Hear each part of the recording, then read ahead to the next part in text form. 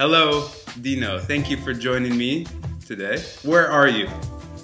Right now I'm in the Wiltshire, Dorset countryside here in the UK at the ParaJet factory, and you can see a load of ParaJets strung out behind me here. Just launched the GTR, and you have probably flown it the most out of all of our pilots. I would like to just get a little feedback. I know in Brazil there are stronger conditions, so the wing handles well under strong conditions. Yeah, very well. We had quite often a very slightly offshore wind, and because we have some high-rise buildings on the opposite side of the beach, that we had winds coming over the buildings and then over the grandstands where the audience were sitting. Created a little bit of turbulence onto the area where we were holding the competition. Mm-hmm. And so there was quite often people with having tip collapses and even fairly major collapses on their wings. Thankfully, Laurent and I, we didn't even have a tip flutter, and I don't say that just to try and emphasize our brand. It was really the case. If you see any of the videos that were taken during the event, you would see that our GTRs were absolutely rock solid and so confidence-inspiring. So they can handle strong conditions and turbulent conditions absolutely no problem. You would consider the GTR to be a normal reflex wing? I mean, the reflex technology that's in it is performing like you'd expect any other reflex wing to perform? Yeah, absolutely. And as we know with reflex wings, the faster you fly them, the more solid and the more secure they become. Yeah. And that's certainly the case with the GTR. I mean, it feels great everywhere, but certainly when you're going flat out, you have no worries about it. Whereas a lot of other people, they were flying with maybe a little bit of trepidation from having a very delicate leading edge. Whereas ours is absolutely solid. I have no problems at all, and you can see from the videos we were flying very, very low, just skimming over the top of the sand, full speed without the care in the world. It was fantastic. Right, full speed bar, turns, full trim out, and nice. Yeah, exciting. That's cool. Yeah. And I've read a little bit recently about people saying, maybe it doesn't turn as quickly, maybe it's great in a straight line, but it doesn't turn as quickly. But I just don't think that's the case. I think it's just that there are many other pilots out there that have spent lots and lots of time with their equipment, and we've had very little time in relative terms with our GTRs. So we're finding new and new levels, more and more levels that we can take with GTR, and that means on the turns as well. We know we can point it in a straight line and go very fast, and now we're discovering how fast we can go around the corners. And next year you'll be able to see exactly how far we can go. I mentioned to Laurent here as well, because he did such a fabulous job. And, he had very, very little time before Brazil with the wing, and actually he didn't receive his motor until the Friday night before the competition started at the weekend. And so I actually helped him go out and set up on the Friday night, and he tested for 10 minutes in the dark. And then the competition started the next day. So, hat off to Laurent. And but it shows, what a fabulous wing that he had. That was so forgiving, and that he didn't need to learn, for weeks or months ahead of time. He was able to take it straight out of the crate and do very well on it. What features do you like about it, and what features don't you like about it? Well, I can very easily say the things that I don't like about it, and those aren't any. I can't find anything that's wrong with it. The thing we can say about the GTR, possibly if it's even a negative aspect, is just that it's a little bit heavier on the brake toggles than some of the other wings that I've been flying recently, like the Reflex 2 or the Fusion. But it's really not even a negative aspect. I get quite a good workout from it too. Yeah.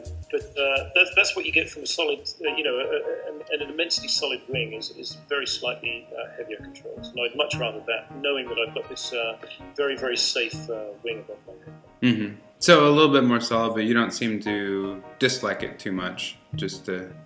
No, I actually like it. I like that feeling of knowing exactly where, how much pressure I'm putting into my turns.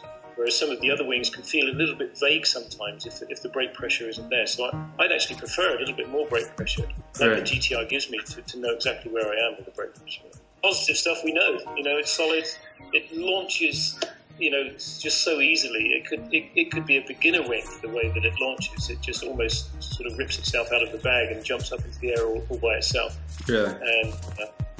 And once it's there, it just wants to stay there. So yeah. So the Revo 2 is known for being very easy to launch. Is it launching just as easy as the Revo 2 then?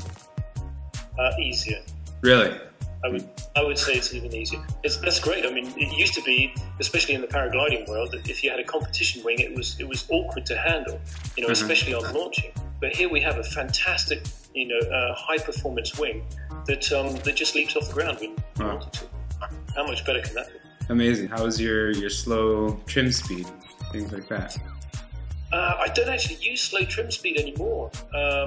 I kind of like from neutral trim upwards.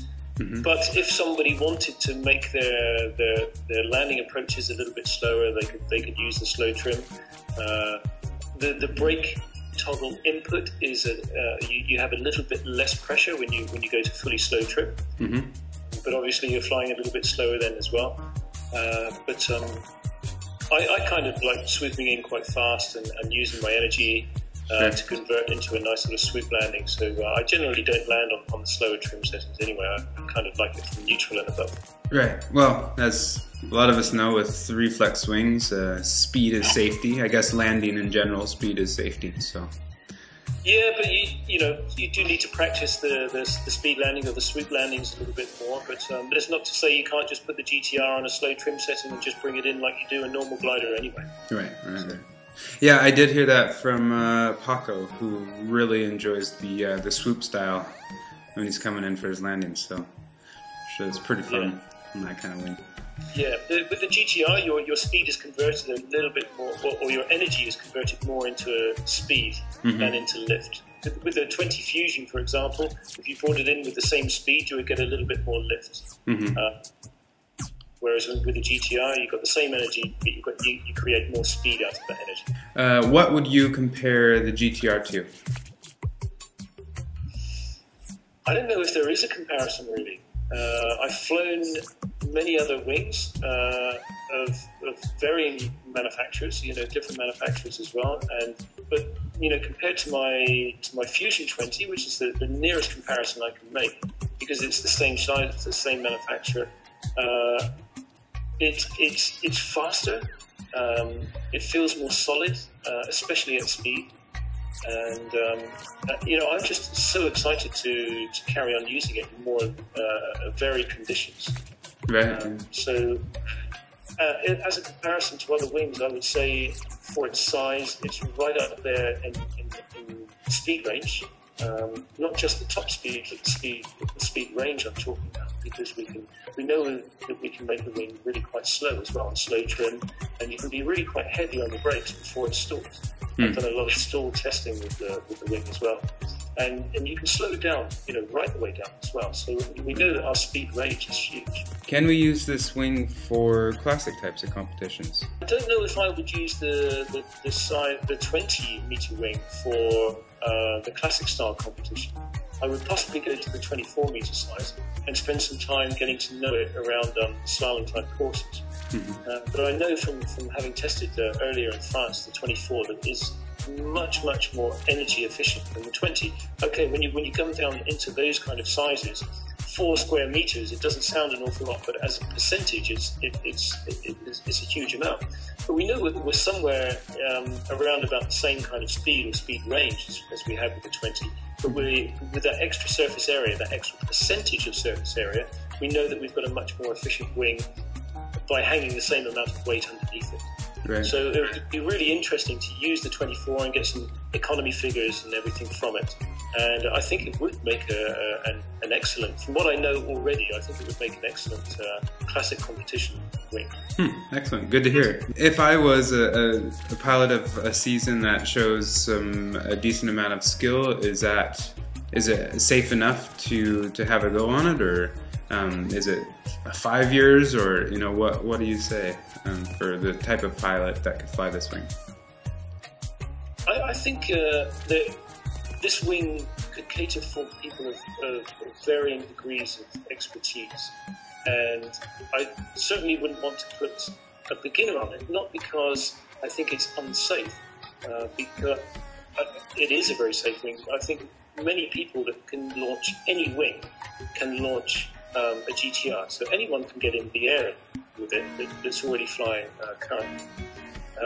But it is fast. It turns very quickly, as we know, and it maybe lands a little bit quicker than some people are used to. But again, I'm flying a 20-meter wing, and for my size, most people are flying somewhere between 24 and a 26-meter wing. Okay. And so I think that it is for people with experience, but I don't think it's necessarily for that person that's been out there doing competitions for years and years. I think it is a wing that you can buy with a degree of experience that you can learn with and improve with as well. Okay, but so I wouldn't give it to a beginner. Not because it's unsafe in any way, like some paragliding competition wings. You have to actively fly them and stop them from collapsing all the time. Not that way at all. It's something that you can launch, as I said, very easy. Go up there, and if you were very, very light on the controls, I think many people could go up there and have a nice time with it, and come back down and land it, very easily. But it is more for the pilot that has some experience. But I don't think you have to be a top level competition pilot to enjoy it and explore it. Okay, so possibly a pilot with a certain amount of competence that's been flying for a couple of years, under instruction or being watched to make sure to not pull those toggles too hard right at the get-go. Yeah, definitely not a person that's still under instruction, for sure. Yeah. But someone, for say, someone that flies, regularly, and that has some kind of experience behind them. They have all their own equipment already, and they're confident with it. I think it is possible for someone to go up and start exploring what the GTR can do. Because it can be a real pussycat tool. It looks like a real animal when we're flying it, and it's fast, and we can make it aggressive if we want to. But it can be very docile too. And we know with its roll stability and pitch stability that it's very safe with anybody hanging underneath it. All right. Okay. In closing here, what does 2012 hold for Deano? What's the future look like for you? Well, I'm going to start closing the deal, actually. I'm fed up with getting into first place. I need to give it away. So you're going to see me on the #1 slot in 2012. Good. We've got a number of different competitions we're going to. They could all kick off in 2012 with Las Candelas in early February. If that doesn't happen for me, then I'm going to be in the States, in Arizona and California, and we hope to put on a little bit of a show there as well. And so that's the way that the year is going to kick off. But certainly we're going to have some classic open competitions in the UK, in France and Belgium, all leading up to the World Championships in Spain in August. Those are all classic style competitions. And hopefully we're going to have some more slalom type competitions as well. There's lots and lots of things going on for 2012, but for sure, my goal is to be on the #1 spot. Great. Good to hear. Well, I'm sure we will be keeping track, and we'll be reporting back to our lovely audience here about this information. Thank you very much for the time, Deano, and the interview. And we will catch up soon. For sure. Okay, great stuff. And thanks to everyone out there that supported us this year. And safe flights, happy flights to everyone in 2012.